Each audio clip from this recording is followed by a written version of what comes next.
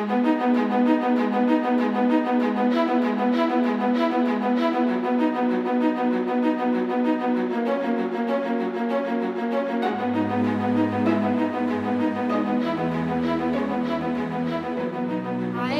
love learning. When I learn something new that I find interesting, I get so happy to do this weird little giggle. I'm really excited. There's so much curriculum and there's so much information that my teacher just kind of throws it at us and says, okay, go for it. The goal is good. It's really interesting information and it's totally relevant and awesome. But there's this wall that's blocking us, and a lot of us are trying to get over it, but the teachers, it takes too much effort.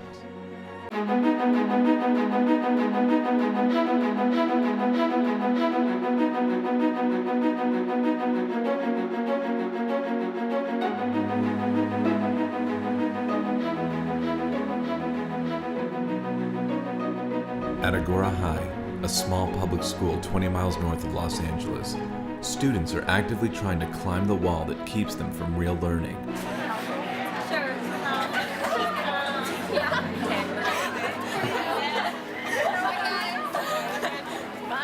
Marlena, a freshman on the Agora Student Council, is heavily involved in the issue. That's the perception. That's the idea that we're teaching our children. That success is getting into a good college, and you get into a good college with memorization and bullshit. Over my career, I have done a great deal of observing in classrooms and talking to teachers. And it occurred to me as I was observing that many, if not most, classrooms were set up so that the teacher seemed to be a manager who wanted her students to do their work, produce products like the factory model. If it's a job, then you're only doing it because you have to or to get a letter so that you can go on to college. One of two things, and possibly both, are happening. Either you're not learning anything of value, or nothing of value is being taught. Yeah, then okay, great, you survived 12 years, 16 years, whatever, and then what? And in fact, if you go back in history to early 20th century and maybe even earlier, the impetus was efficient production in factories. And so schools were divided into classes, and those classes were filled with workers who had to produce efficiently. People assume school, oh, you do the work the teacher gives you. You study for the test, you get a grade. I'm going to go to school, I'm going to learn different things, but then how can I take that and actually apply it to my own life and find new interests and things? So I think a lot of kids don't make the connection that school can be that way. They just fall into the pit hole of studying, doing worksheets, studying for tests, all this stuff that isn't interesting. So it's really what you make of it. There's a general metaphor of communication, which is that communicating is sending. So I'm giving something to you, which gives rise to a notion that teaching is putting ideas in kids' heads. And we just give it to them, they take the ideas out and so on, as if there were no other interaction needed. This is like spoon feeding kids. And you don't have school on Monday, so I can give you more work? Beloved AP Literature teacher Deborah Frank, a staunch advocate of student-teacher relations, is pushing for reform at Agora High on the teachers' front.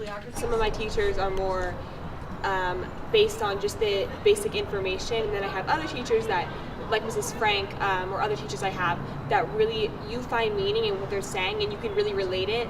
It happens in Mrs. Frank's class where we're applying what we're learning. We're getting articles and cross-curricular activity between all these classes. Deborah Frank is the best teacher I've ever met. Anytime I think I'm doing a good job, I'll go watch her class and go, I suck. I'm just horrific. My first job was at Chatsworth, and I had this class. They had 7 substitute teachers. The 4th day of school, the assistant principal came in to see me, and she said, I'm really sorry, but the textbooks are delayed, so we have no textbooks for you. And so basically, that was the best thing that ever happened to me, because then what I had to do was make my own curriculum, and it's never changed from that day forward. Pretty much, we have a student leader I draw the name out of the hat. If you guys know the reading, you'll come in prepared with 5 questions, and everybody has to come in prepared because you don't know who's going to lead. And then we have a conversation. And I know you guys struggled with that conversation. So why do you think you struggled with it? Is it because of what Ben just said? I think it's difficult to read when you have, like, you're reading for a reason versus if you're just reading just to read. I don't think we need to change the metaphor of the workplace in school. I think we need to change the connotation behind it. Like, exactly what you're saying.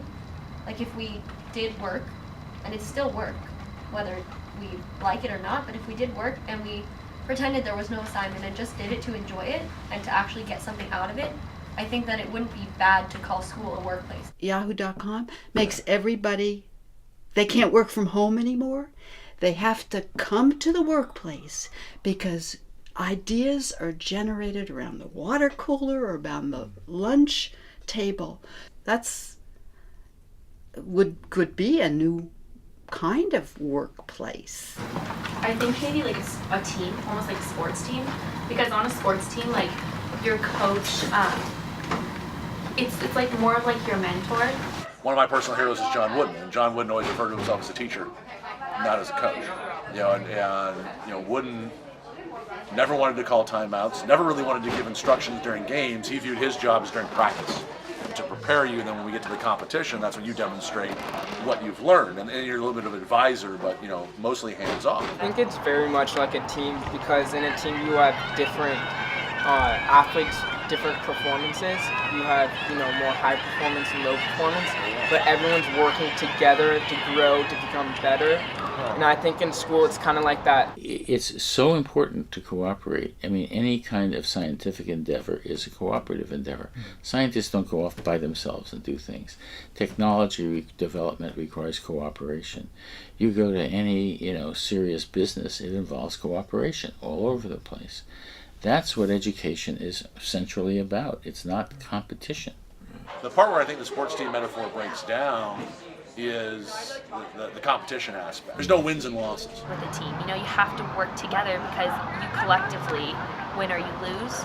And so I don't know if school's like that now, but I think you can have that mentality. It's not just about me getting to this college or you, but about like all of these students together just becoming better people and contributing to society and making the world a better place. Jessica L. Jelinski, an Agora High junior and a member of the Student Council Committee, is wrestling with the question of how to change the factory model of education. I mean, do you think like change is possible? I mean, it's so hard to stick with something when everyone's so reluctant to change. And so I'm just wondering, what do you think is the best way to create change? I think that when teachers become more confident in their ability to transmit information in a way that's productive and meaningful, and that really comes from the students, and they don't see themselves as being the only disseminator of that information, then I think it will change. I think the belief that this is the way to do it is really ingrained into our minds, into our children's minds. I mean, I was a young child, and I already knew that this was the way to do it, is that you give them things to accomplish, and you accomplish a worksheet. There was no deeper thought. And as a young child, I already knew that. So people are uncomfortable with change. I mean, it's going to be difficult. If we really want that deeper level of thinking, it's going to require that we revolutionize the entire education system. And that's scary.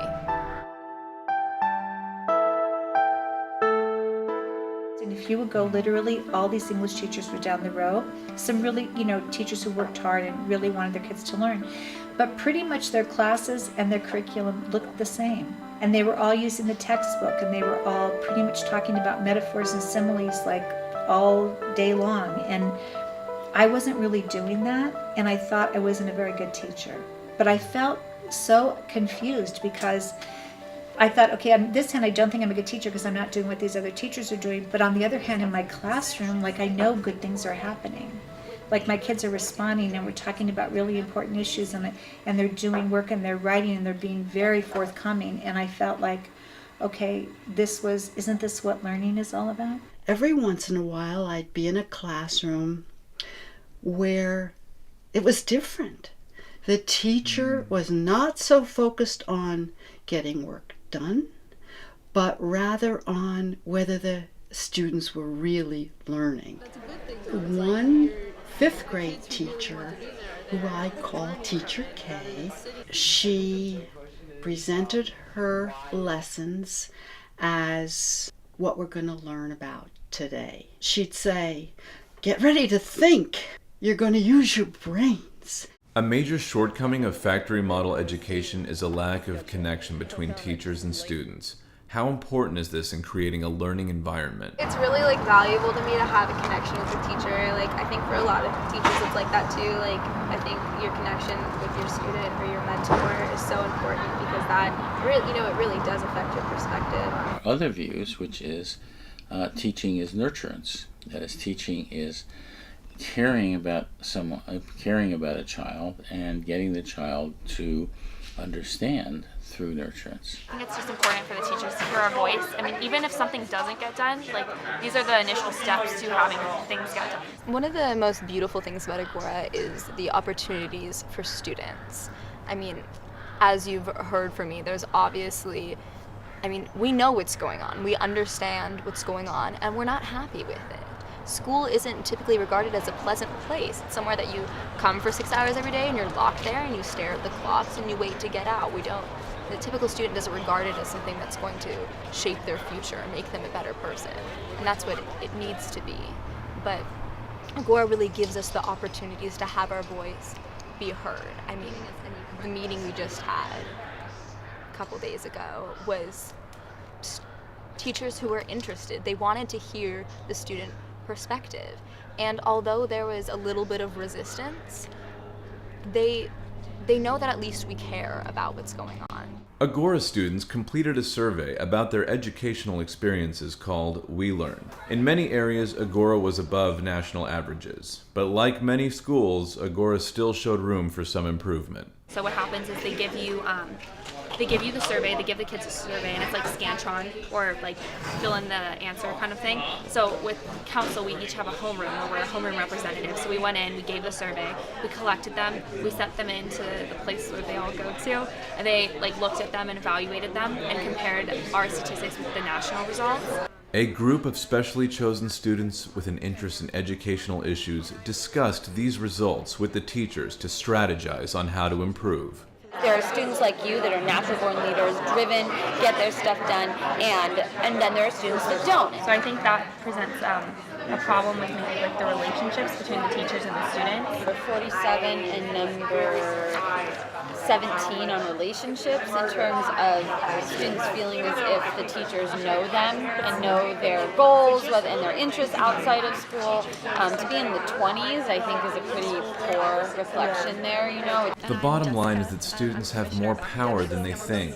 They have the capability of reshaping the factory system of education and practicing a new metaphor. We feel like we need to be the pressure on the teachers because change is hard, period. I think the students have a lot of say. Also on next Wednesday we have homeroom visits, so we're going to be sharing the results with the students.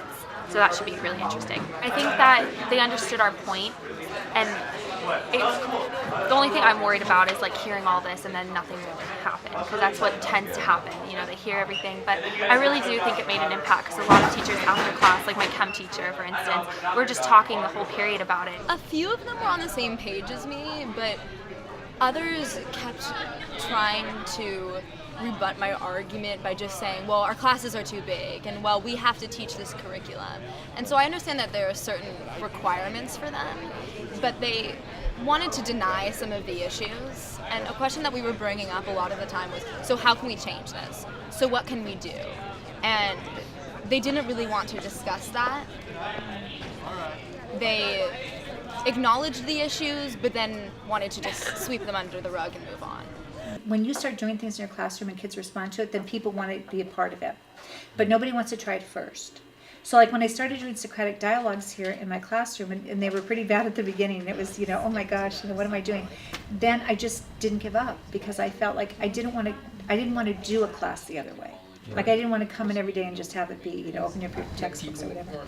So, so I just hung in there. And then I think I became a better facilitator too, because I learned how to use those teachable moments. Like when a kid says something, I learned how to respond. As a person, you can say I'm very much the same like in my classroom as I am now.